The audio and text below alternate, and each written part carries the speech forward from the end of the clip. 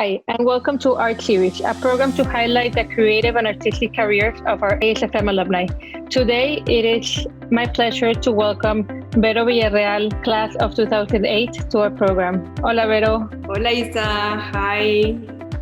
Thank you for inviting me.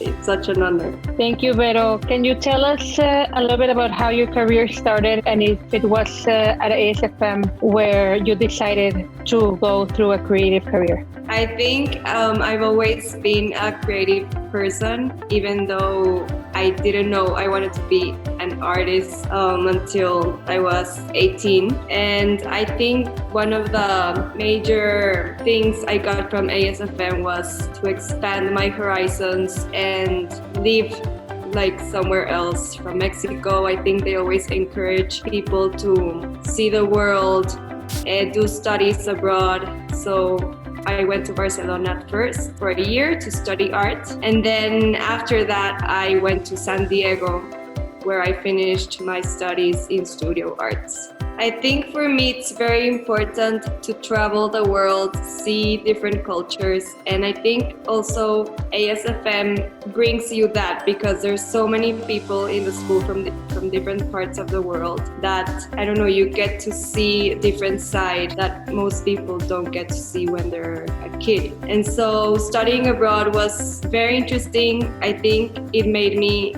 who I am. Like, it really marked my life and it really marked my career and my art. Tell us about your work, if you've been changing or what mediums you use, so that we can all learn a little bit more about it. Yes, so at first I started drawing and I really enjoyed drawing pencil portraits and charcoal portraits. And it's a technique I really enjoy, I really admire because it's a very old technique, you know. So when I studied abroad in San Diego and I did my studies, I also wanted to expand my horizons, you know, as they say in ASFM. I started learning about jewelry, which I also enjoy. Different disciplines like sculpture and ceramic and painting with oil and acrylic, which is one of my strengths right now.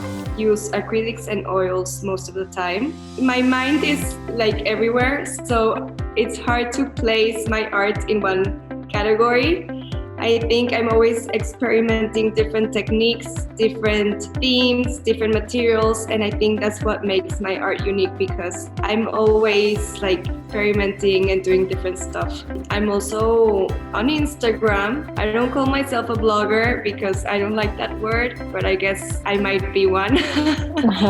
And so I learned that Instagram is a great way to sell art, especially nowadays, right? So we have the coronavirus thing going on. The digital world is very interesting how we can get our work out there to millions of people with one click, right? Yes, I've been posting on Instagram, I think for 5 years. I have some amount of followers.